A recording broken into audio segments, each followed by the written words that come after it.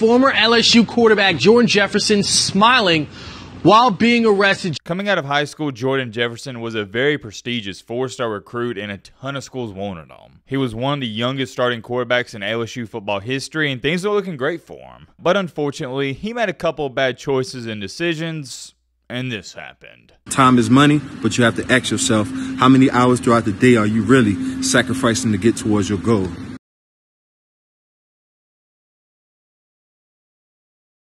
There, and now Jefferson on a play fake. Wait a minute. Did I hear that correctly? Did that announcer just say what I think he said? Y'all heard it too, right? Jefferson. Jefferson. Where have I heard that name before? Oh, wait a minute. That's right. A few years ago, there was a wide receiver that played for LSU that went by the name of Justin Jefferson. There we go. I thought that last name rang a bell. Anyways, getting back on track here. This quarterback, this young man you're currently looking at, this is Jordan Jefferson, the brother and I guess you could say the forgotten brother of Justin. He wants to air it out. Got a man.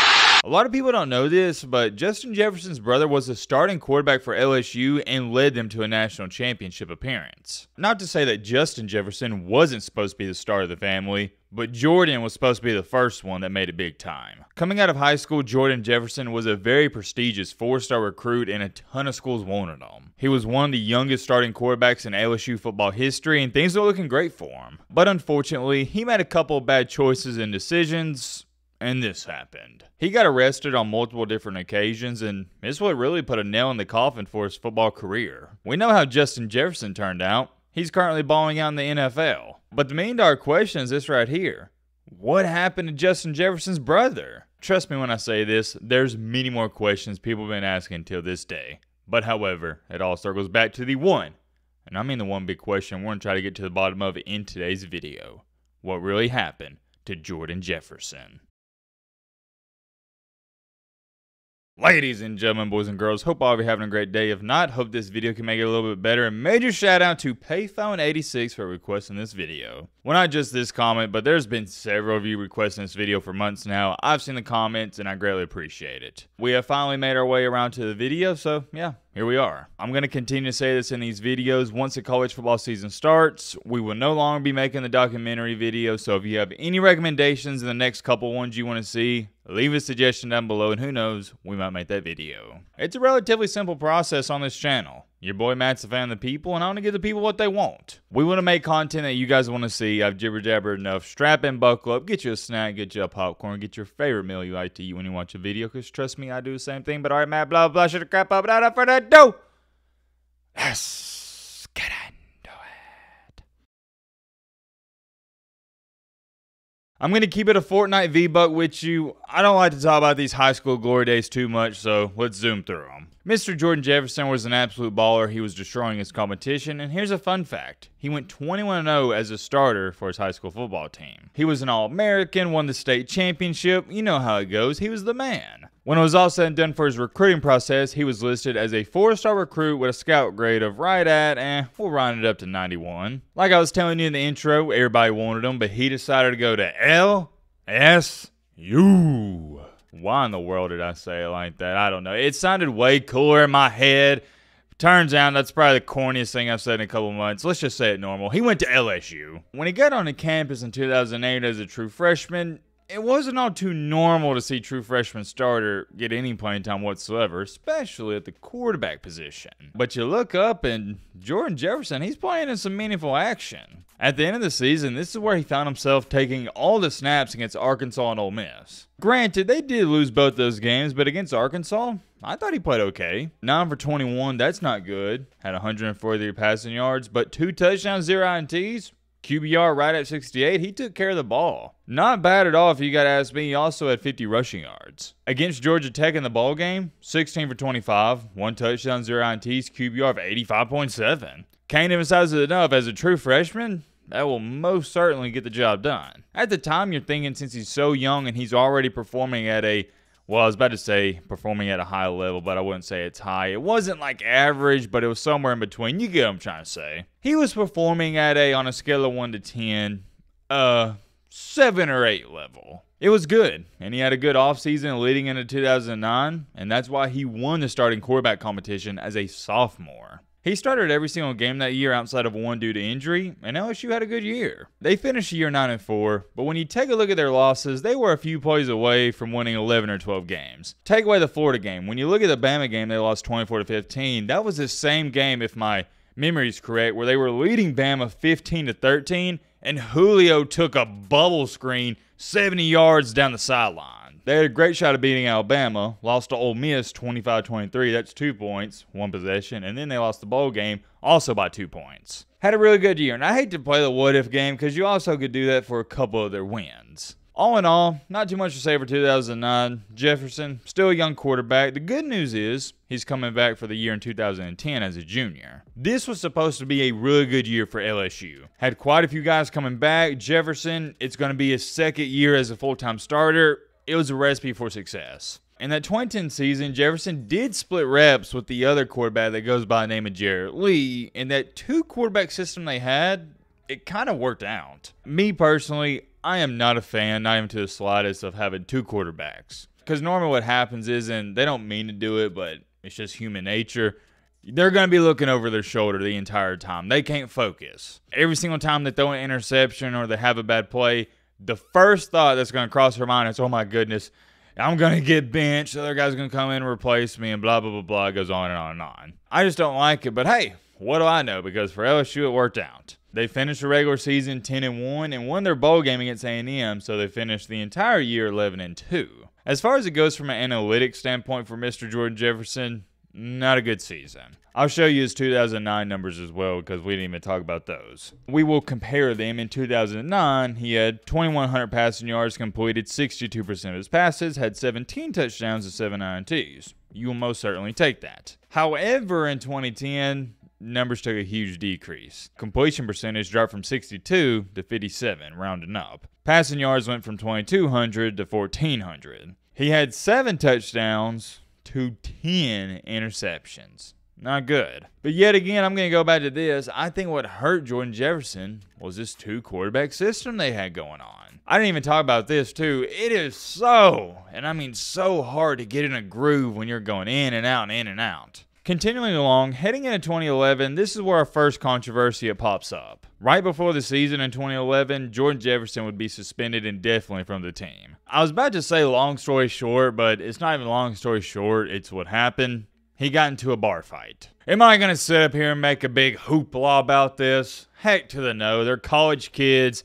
It happens. A college kid getting into a bar fight. Who in the crap cares? Let's not make too much out of this. If that's the worst thing you ever do in life, you're going to be A-okay. I'm not excusing it, Buster, so don't get the wrong impression from your boy Matt. I don't want one of you guys getting in a bar fight and saying, oh, well, Matt said it ain't too big of a deal. I'm talking about on the grand scheme of things. It's not like he's some big-time criminal, and I understand it. Football player, big ego, very prideful. He got into a scuffle. Where I'm going with this is we see this from time to time. Regardless, it wasn't a good look for him. He got suspended for the first few games that year, but eventually he would make his way back. Nothing crazy happened up until November 5th, 2011. If you don't know that date, I have a hard time considering you a true college football fan. I remember when College Football Live came on every day after school at 3:30 Central Time.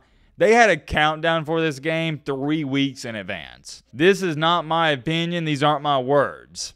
This was the game of the century. If you don't remember the hype leading up into that LSU-Alabama game 1 versus 2, like I said, have a hard time considering you a true college football fan. Leading up until that game, no lie, it was a better feeling than Christmas. I couldn't wait. I remember being in class thinking about that game nonstop, counting down the days, hours, heck, counting down the minutes. The game itself lived up to it. As to how Alabama lost that game, even to this day, I have no idea. I felt like Alabama outplayed them, but LSU made more big-time plays, and that's what it boiled down to. I also believe, without even rewatching some film, Alabama missed 1 or 2 field goals.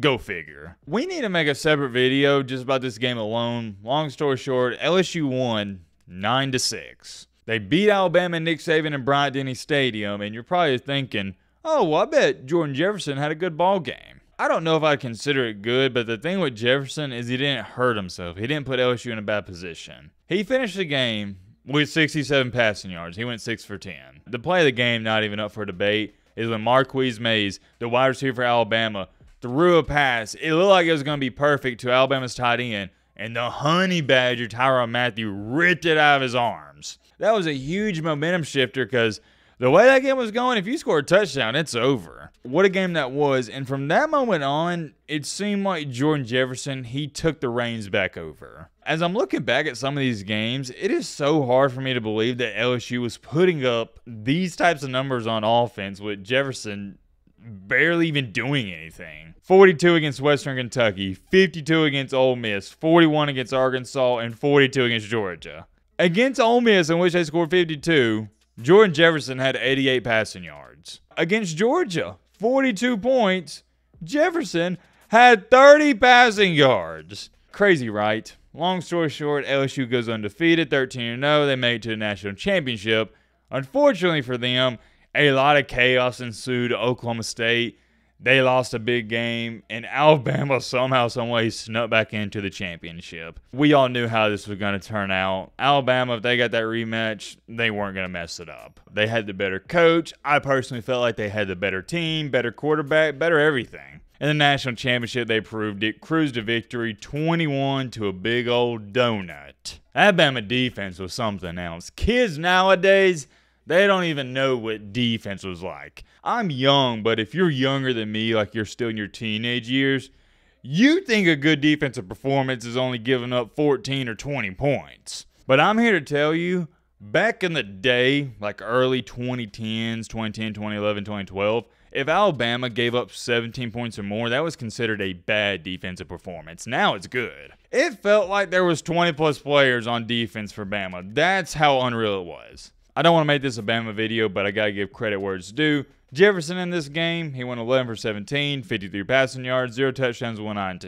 Didn't play too hot, but come on now. I can't put that entire game on him because that LSU offense, nobody played good. They couldn't move the ball. It's one of those things where, yeah, you could say LSU didn't do good on offense, but I just think you got to tip your cap to the Bama defense. They shut them down. Let's also talk about this, though. Let's not act like in the previous matchup, LSU was lighting them up. They only had 9 points in overtime. They didn't even score a touchdown. That was Jefferson's last and final year, so let me show you his numbers. Did jump up his completion percentage back to the 61 area, had 700 passing yards with 6 touchdowns and 2 INTs.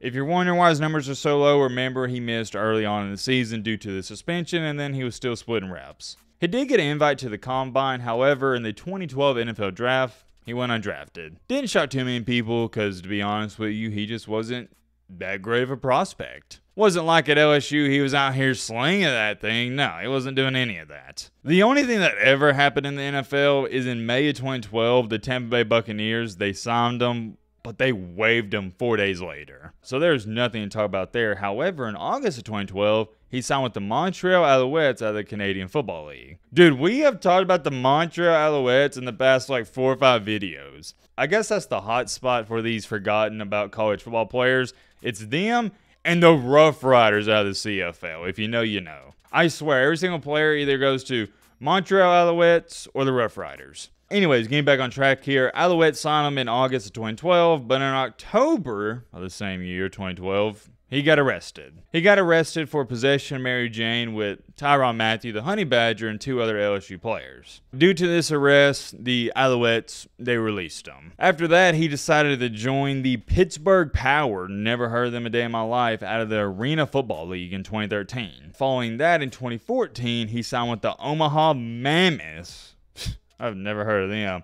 In the Fall Experimental Football League, another league I've never heard of. The Omaha Mammoths. Huh.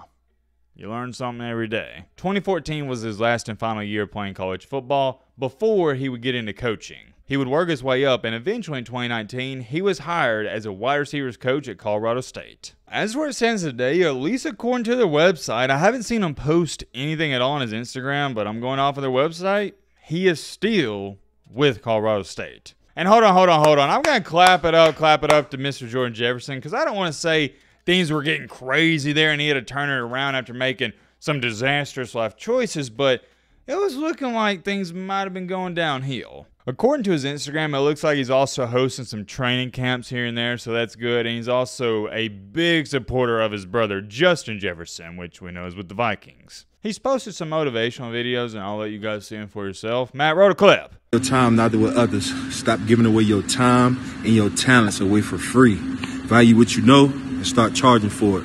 Time is money, but you have to ask yourself, how many hours throughout the day are you really sacrificing to get towards your goal? 5:40 where I'm at on the East Coast. It's about 7:40 right now. Wall Street already opened up 2 hours ago. Somebody already controlling your money. It's time to get up and get it, man. Let's get it. There we have it, and it's looking like things have turned out great for him. Let's answer one of the questions we sometimes ask at the end of these videos. Why didn't Jordan Jefferson make it to the league? I'm going to keep this short and simple. He wasn't good enough. With that being said, I don't think he'd change a thing because, like I've said, it looks like things are going great. To Jordan Jefferson, if you're somehow, someway seeing this video, my brother, wishing him best of luck and hope you continue to see a lot of success in your career, life, and future. I'm curious. Let me know your thoughts down below. But